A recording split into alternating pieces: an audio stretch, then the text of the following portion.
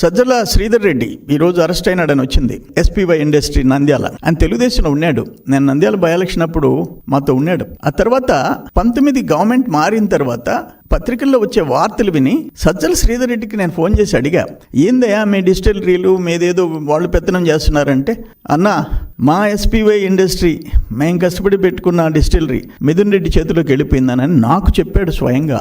ఈరోజు అరెస్ట్ అయి ఉన్నాడు. ఇది ఎక్కడన్నా డెమోక్రసీలో డిస్టిలరీ వ్యాపారం చేసేదాన్ని ఆఖరికి మాగుంట శ్రీనివాసులరెడ్డి ఎంపీకి సంబంధించిన మెక్డవల్ డిస్టిలరీ సింగరాయకొండలో మూసుకునే పరిస్థితి వచ్చింది. మెక్డవల్ కంపెనీ మీరు అడిగిన లంచాలు మేము ఈలేమంటే మూసేసి నేషనల్ ఇంటర్నేషనల్ బ్రాండ్స్ మూసేయండి, మేము తయారు చేసి అమ్మండి, అయ్యే తాగి చావండి. డెమోక్రసీ అసలు ప్రజాస్వామ్యం బతికిందా లాస్ట్ 5 years వైసీపీలో?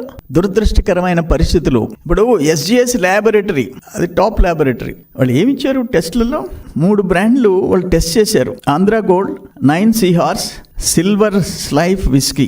ఆంధ్ర గోల్డ్ విస్కీలో టెస్ట్ చేస్తే కనుగొన్న విష రసాయనాలు పైరోగలాల్, ఐసోపులరిక్ యాసిడ్. ఏ బ్రాండ్లో? ఆంధ్ర గోల్డ్ విస్కీలో. రెండో బ్రాండ్ సిల్వర్ స్ట్రైప్ విస్కీ, దాంట్లో ఏం కనుగొన్నారు? పైరోగలాల్, ఐసోపులరిక్ యాసిడ్, డైఇథనాల్ థాలేట్.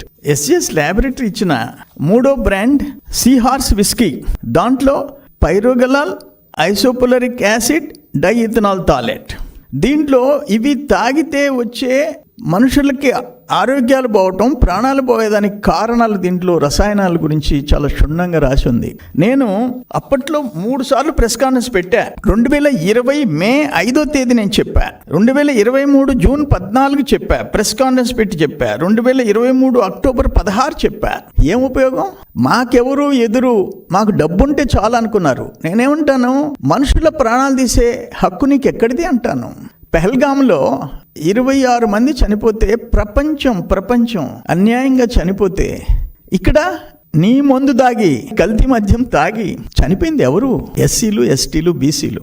మేము పొగతోట ఏరియా ఉంది నెల్లూరు టౌన్లో, అక్కడ నంబర్ ఆఫ్ హాస్పిటల్స్ ఉంటాయి. 70%, 80% అక్కడే ఉంటాయి. మేము అక్కడికి చాలా మంది పేషెంట్స్ చూడడానికి పోయినాం. చనిపోయిన పేషెంట్స్ ఈ మందు దాగి చచ్చిపోయినాడయ్యా అని వాళ్ళ కుటుంబం రోధిస్తుంటే డాక్టర్స్ చెప్పేవాళ్ళు, కేవలం లివర్ దెబ్బతిన్నది ఆ మందు దాగి, ఆ చీప్ లిక్కర్ దాగి.